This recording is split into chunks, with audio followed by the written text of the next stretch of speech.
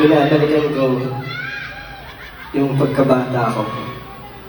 At syempre, binabalikan ko lahat ng traumas and experiences ko. Na sa totoo lang,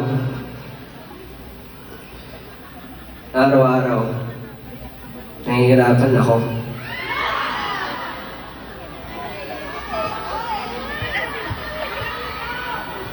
Kasi, kailangan ko lagi magsuot ng begging master.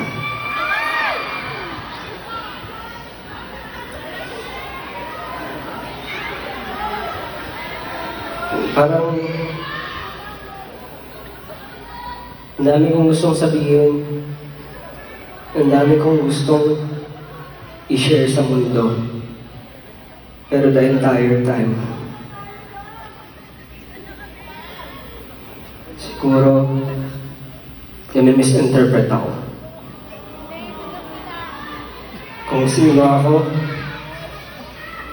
kung paano ako magsalita, paano ako basta,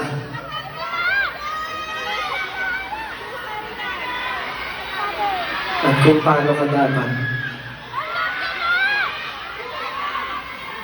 makitungo sa tao sa harap ng lahat. Pero ginawa ko to kasi alam ko hindi lang ako nakakaranas ng ganito. Marami sa atin may mga silent battles, silent cries. Most probably, may iba sa inyo, bago nakarating dito, marami rin pinagdaanan. Pero maraming salamat.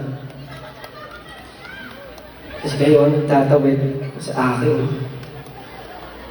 Nagtatawid sa araw-araw ko para maging sane pa ako.